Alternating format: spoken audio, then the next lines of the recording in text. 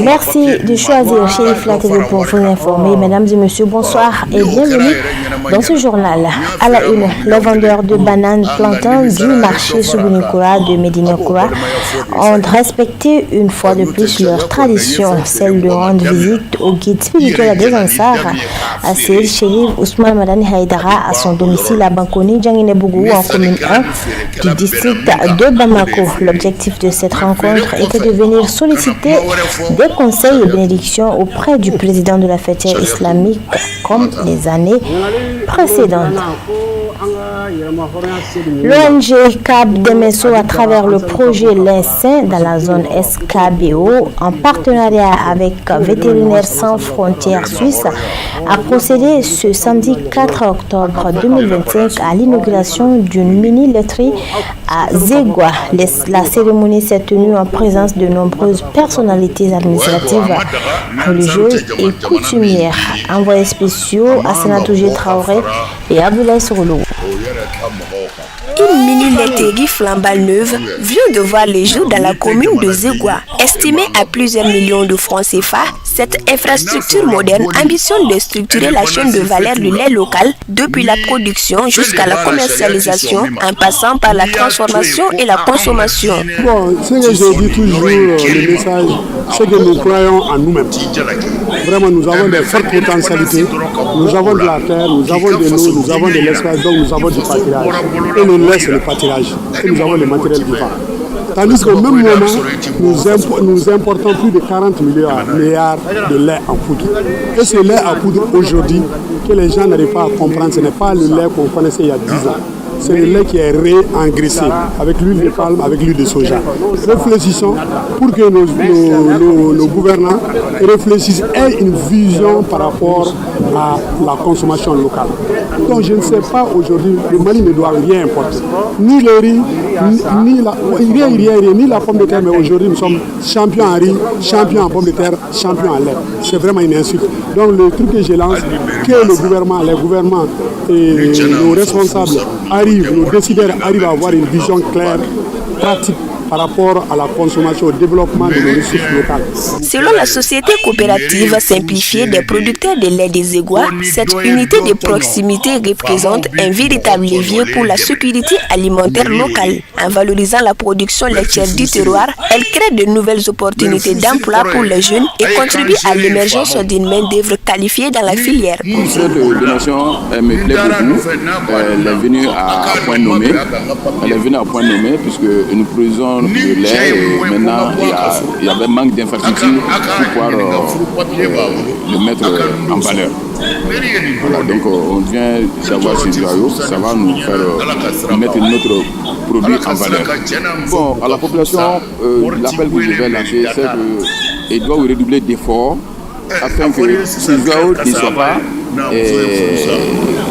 un passage à vide, afin que l'on puisse l'utiliser judicieusement, à fond, à plein temps. C'est-à-dire que le lait, la population, ceux qui produisent du lait, qui ne sont pas des coopérateurs, acceptent d'amener leurs produits qu'on va prendre et puis pour que la population puisse avoir du bon lait. Le projet bénéficie de l'appui technique et financier des Vétérinaires sans frontières suisses, une organisation engagée dans le développement durable des communautés rurales. Le développement, c'est nous tous. Et je dirais surtout le développement endogène, c'est surtout nous tous. On va continuer à apporter notre appui à la laiterie et voir un peu quels sont les petits équipements qu'on peut encore apporter pour vraiment renforcer la mobilisation de l'air local. Les autorités locales, quant à elles, saluent unanimement cette initiative porteuse d'avenir. Elle souligne son potentiel dans la dynamisation de l'économie communautaire et son rôle stratégique dans le développement local.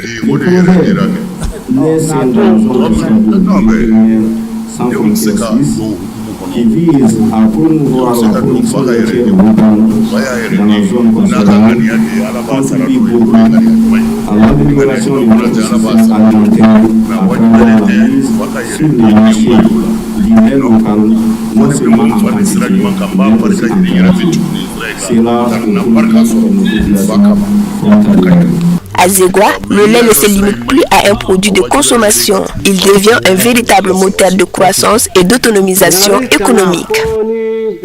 À Kita, la générosité du Thé-Sahara a une fois de plus marqué les esprits. 200 kits scolaires ont été remis aux élèves démunis dans une ambiance de fête saluée par les autorités locales.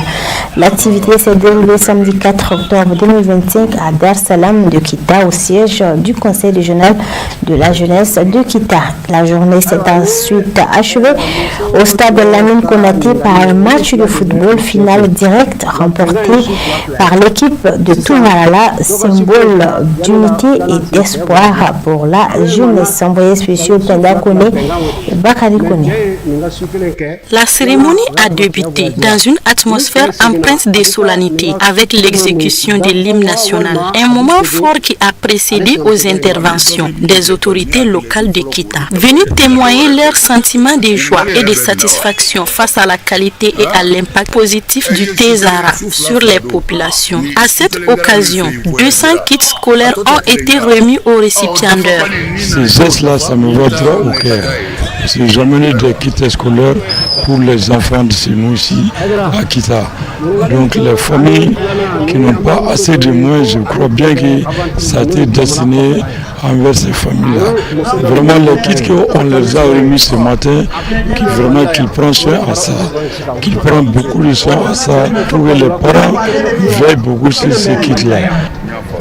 La jeunesse de Kita en partenariat avec Thé-Sahara, nous pensons que c'est l'école malienne qui gagne. Ce n'est pas évident que beaucoup de parents puissent avoir le matériel scolaire pour leurs enfants. Aujourd'hui, nous assistons à une remise de sacs, de livres, d'ardoises, de crayons, de bics à des élèves pour les permettre de bien amorcer la rentrée scolaire 2025-2026. Prenant la parole, le donateur a souligné que cette initiative s'inscrit dans une démarche humanitaire qu'il mène depuis plusieurs années. Selon lui, ces gestes visent avant tout à soutenir les personnes les plus démunies du pays. Il affirme que cette action leur tient particulièrement à cœur et qu'il entend la renouveler chaque année afin de contribuer à sa manière au bien-être collectif. Il faut reconnaître que c'est l'une des activités phares de l'entreprise et qui mène ce genre d'activité dans les autres régions, mais cette fois-ci, c'est la première édition pour Kita. Et l'objectif s'inscrit dans la logique même de la politique de l'entreprise. Toute entreprise a une politique sociale qui consiste à répondre à l'appel des autorités, surtout dans notre situation aujourd'hui. Les autorités à la rentrée scolaire ont lancé un appel à tous les partenaires de pouvoir appuyer l'école pour que nous puissions faire une bonne rentrée scolaire. L'objectif, c'est d'apporter cette aide aux démunis dans la région de Kita afin qu'ils puissent aussi alors s'inscrire dans la démarche de la rentrée scolaire. Qu'ils se rendent compte que voilà, c'est une entreprise qui les a apporté ce soutien. L'objectif pour qu'ils puissent être vraiment alors quelqu'un d'assidu à l'école, travailler correctement. Et aux parents d'élèves, parce qu'il faut reconnaître que Thé-Sahara, dans la région de Kita, la population de Kita est un grand consommateur des produits de Thé-Sahara. La journée s'est clôturée dans une ambiance sportive et fraternelle au stade Lamine Konaté de Kita, avec une rencontre de football opposant deux équipes locales, celle de Kita et celle de Tungarala. Parrainé par le Thé-Sahara, le match a offert un moment de détente et de communion. À l'issue de la rencontre, l'équipe de Tungarala s'est imposée, remportant la coupe ainsi qu'une enveloppe de 150 000 francs CFA, tandis que l'équipe de Gare a reçu 100 000 de francs CFA, un geste supplémentaire qui témoigne de la volonté des organisateurs.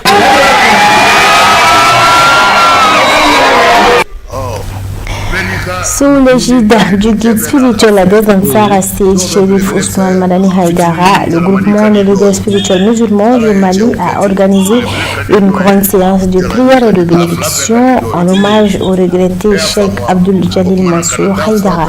La rencontre empreinte de recueillement a réuni un grand nombre de fidèles à la grande mosquée chérifienne de Bankoni, Djankinabou, Al-Hamidou Badini et Youssouf Koulibaly pour le compte rendu. Dans une atmosphère de ferveur et de piété, les fidèles ont répondu massivement à l'appel du GLSM présidé par son éminence Seyid Chérif Ousmane Madani Haïdara pour honorer la mémoire de Cheikh Abdul Jalil Mansour Haïdara, tragiquement décédé le jeudi 2 octobre dernier sur l'axe Bamako-Ségou, victime d'une attaque lâche et violente. La cérémonie a débuté par la récitation de la sourate de l'ouverture, suivie de prières sur le saint prophète Mohammed, paix et salut sur lui. Puis, les versets du Saint-Coran ont été déclamés avec ferveur, notamment la sourate Yassine et Dalaïl al-Khayrat en guise d'hommage spirituel aux défunts. Abdul Jalil Mansour Haïdara, qui est décédé dans les circonstances douloureuses le jeudi dernier. Donc on est venu rendre hommage à sa personnalité et nous avons travaillé beaucoup avec lui. D'abord c'est quelqu'un de très humble. C'est quelqu'un, un érudit, familial même quoi. Du côté de son père qui est Cheikh Mansour Haïdara et du côté de sa mère, Kalsoum qui est une fille de Cheikh Ibrahim Niass. Donc c'est un descendant direct d'Ibrahim Niass. Nous-mêmes en tant qu'Ignaciens, vraiment on a perdu quelqu'un de très très important. Religieux respecté, Cheikh Abdul Jalil Mansour Haïdara est un modèle de droiture, de modestie et de générosité. Descendant du saint prophète, paix et salut sur lui, promoteur de Ségou TV, il aura profondément marqué son époque par ses enseignements et son engagement pour l'islam et la paix. Les fidèles ont également accompli la prière funéraire en l'absence du corps, dirigée par Seyid Chérif Ousmane Madani Haïdara en personne. Je ne peux rien dire que je présente paix à son âme. Parce que Jalil c'était mon frère, mon ami, mon confident. Pour dire que Jalil c'est moi-même. Donc on a qu'à dire, tout ce qu'on peut faire de remercier le bon Dieu, c'est ce qu'il a fait. Parce que déjà, comme tous les bons musulmans, ce qu'ils cherchent ça c'est d'aller au paradis. On peut dire que, alhamdoulilah, Jalil déjà est au paradis. Inna lillahi wa inna ilayhi raji'un. Nous appartenons au Tout-Puissant et nous allons tous retourner vers Allah subhanahu wa ta'ala. Aujourd'hui, c'est fut les funérailles de notre cher Abdul Jalil Haïdara à Ségou et à Bamako, compte tenu de beaucoup de contraintes. Et au nom du ministre des Affaires religieuses et des coutumes, nous avons tenu à être présents ici, à l'initiative des chercheurs Mme Haïdara, président du Conseil islamique du Mali, pour présenter nos condoléances non seulement à la Oumma islamique du Mali au nom du ministre, à la famille chérifienne depuis Ségou et partout, et aussi à la famille de Cheikh Ibrahim Niass du Sénégal, car Cheikh Abdul Jalil est un fruit de toutes ces grandes familles. Donc nous prions de Tout-Puissant pour que son âme repose en paix. Nous prions aussi, nous présentons nos condoléances à sa famille déplorée, à toute la communauté musulmane tidjanite du Mali, et nous leur demandons encore davantage de prier pour la paix et la stabilité au Mali. La cérémonie a été ponctuée de témoignages émouvants et de prières ferventes pour le repos de l'âme du défunt, mais aussi pour la paix, l'unité et la stabilité du Mali. Puisse Allah l'accueillir dans son vaste et miséricordieux paradis. Que son âme repose en paix. Un reportage signé plutôt Alhamidou Badini et Abdoulaye Diarra. Ce qui nous amène à voir les brèves commentaires de Alhamidou Badini.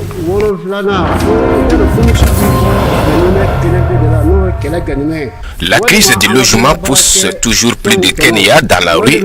À la tombée de la nuit à Nairobi, plusieurs jeunes Kenyans sans abri n'ont que le seul espoir, ce bout de trottoir pour reposer leur tête après une difficile journée. Comme eux, des milliers de Kenyans en proie à la précarité dorment chaque soir à même le sol. Dans de grandes mégapoles comme Nairobi, les petits revenus trouvent leur point de chute dans ces bidonvilles. Le coût des habitations et de fortune est en hausse toujours. obligeant certains Kenyans à faire le choix entre se nourrir ou se loger. Cette crise du logement touche toutes les couches de la population, enfants, jeunes, familles entières. En 2019, environ 33,6% des Kenyans, soit 15,8 millions de personnes, vivaient en dessous du seuil de pauvreté nationale selon le recensement de la population et du logement du Kenya. Le président kenyan William Ruto a inauguré le premier lot de logements sociaux destinés aux habitants de Nairobi. Cependant, ce projet suscite des critiques, notamment en raison de son mode de financement et de la charge fiscale qu'il fait peser sur les salariés.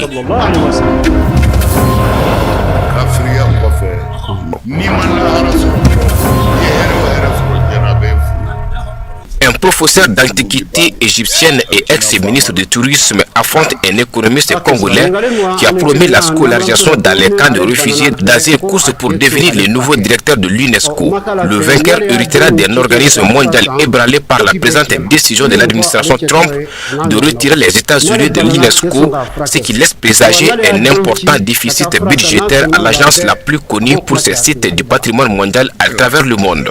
La décision du conseil exécutif de l'UNESCO, qui représente 58 des 194 pays membres de l'agence, devrait être finalisée par l'Assemblée générale de l'UNESCO le mois prochain.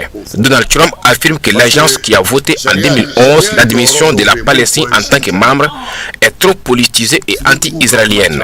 Les partisans américains de l'UNESCO, quant à eux, affirment que le retrait du soutien de Washington permet à la Chine de jouer un rôle prépondérant au sein de l'organisation mondiale. Ce vote intervient alors que le système des Nations Unies, vieux de 80 ans, est confronté à des difficultés financières et à des divisions de plus en plus profondes en raison des guerres à Gaza et en Ukraine.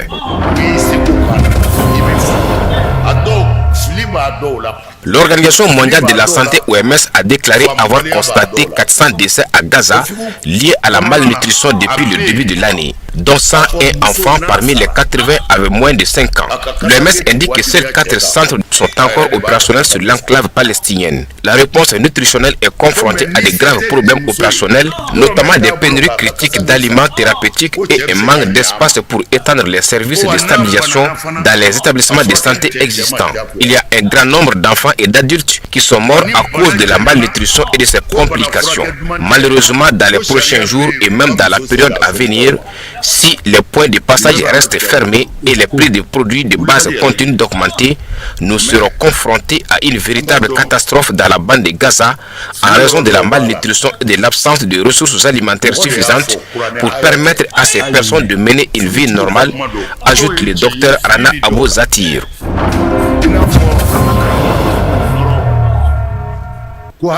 C'est tout pour ce journal. Merci à tous de l'avoir suivi à 20h30. Retrouvez la version en langue Bamanankan avec Amadou Kamara. À très bientôt sur les antennes de Chérifla TV.